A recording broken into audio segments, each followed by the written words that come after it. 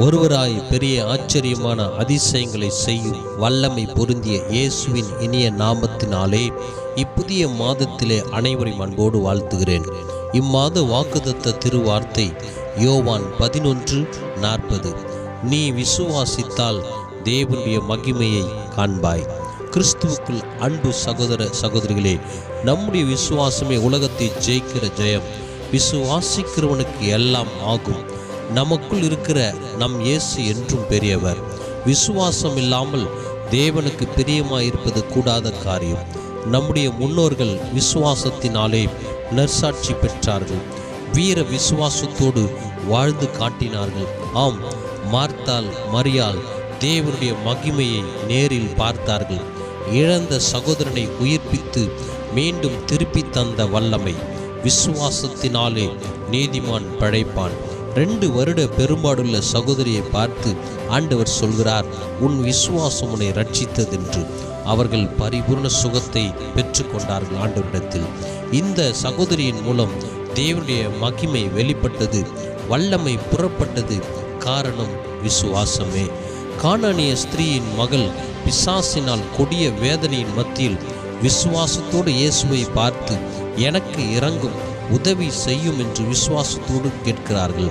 சுருக்கமாக சொல்கிறேன், அந்த ஸ்திரீயை பார்த்து இயேசு ஆண்டவர் சொன்ன வார்த்தை, உன் விசுவாசம் பெரியது, நீ விரும்புகிறபடி உனக்கு ஆக கடவது.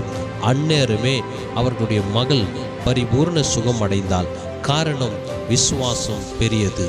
பாவியான ஸ்திரீ இயேசுவின் பாதத்தில் விழுந்து கண்ணீர் சிந்தி அதனால் பாதத்தை கழுவி தலைமுடியினால் துடைத்து பாதத்தை முத்தம் செய்து பரிமள தைலம் பூசினாள்.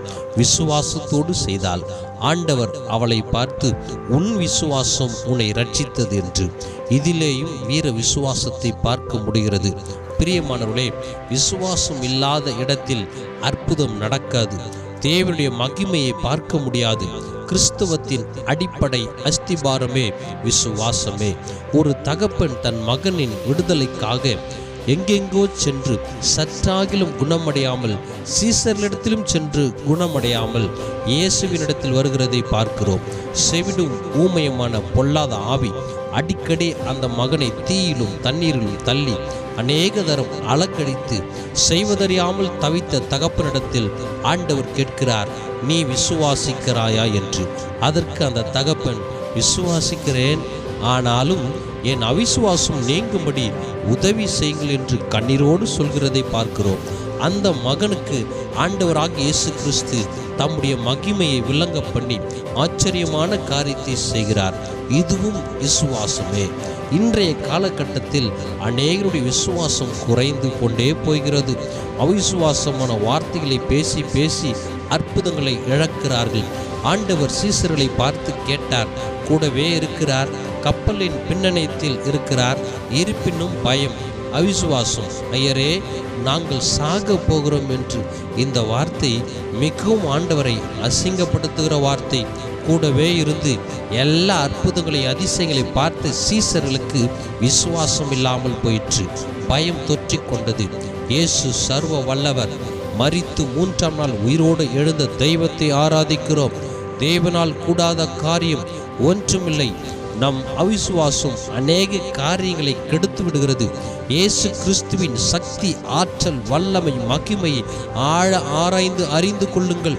கிரையில்லாத விசுவாசம் செத்ததாயிருக்கிறது. நம்முடைய விசுவாசம் கடுகளவு இருந்தால் மலையை பெயர்த்து விடலாம். காட்டுத்தி மரத்தை வேரோட பிடுங்கி கடலில் நடலாம். நாம் சொல்ல அது கீழ்ப்படியும். காரணம், கர்த்தரை 100க்கு 100 விசுவாசித்து சொன்னால் அது அப்படியே நடக்கும். நம் விசுவாசம் சொந்த ஞானத்தினால் அல்ல, மனுஷனுடைய ஞானத்தினால் அல்ல, தேவனுடைய பலத்தில் நிற்கிற விசுவாசமாக இருக்க வேண்டும். ஒரு விசுவாச குடும்பத்தை பாருங்கள். முன்பு பாட்டியாகிய லோபிசாலுக்கு விசுவாசம் இருந்தது. அந்த விசுவாசம் அடுத்து மகளுக்கு செல்கிறது.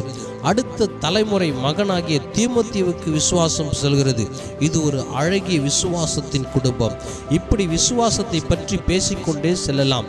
பேசிக்கொண்டிருக்கிற அடியனின் தகப்பன் தாய் முழு நேர விசுவாசத்தின் ஊழியத்தை செய்தவர்கள். முற்றிலும் 100க்கு 100 கர்த்தரை மட்டுமே சார்ந்து செய்து வந்த ஊழியம். இப்போது அடியேன் அவர்களின் வழியில் முற்றிலும் 100% இயேசுவை மட்டுமே நம்பி சார்ந்து தேவ பலத்தில் வாழ்கிறோம். தேவனுடைய பலத்தில் ஊழியம் செய்கிறோம். கர்த்தருடைய கிருபையினால் நிலைத்து நிற்கிறோம். அன்பு சகோதர சகோதரியே, நீ விசுவாசித்தால் நிச்சயம் தேவ மகிமையை காண்பாய். நிச்சயமாகவே முடிவு உண்டு. உன் நம்பிக்கை வீண் போகாது. இம்மாதம் அற்புதத்தின் மாதம், அதிசயத்தின் மாதம். இது நடக்க வேண்டும் என்றால் விசுவாசம், விசுவாசம், விசுவாசம். விசுவாசிக்கிறவனுக்கு எல்லாம் ஆகும். கர்த்தர் தாமே இவ்வார்த்தையின்படி அனைவரையும் ஆசீர்வதிப்பாராக. ஆமென்.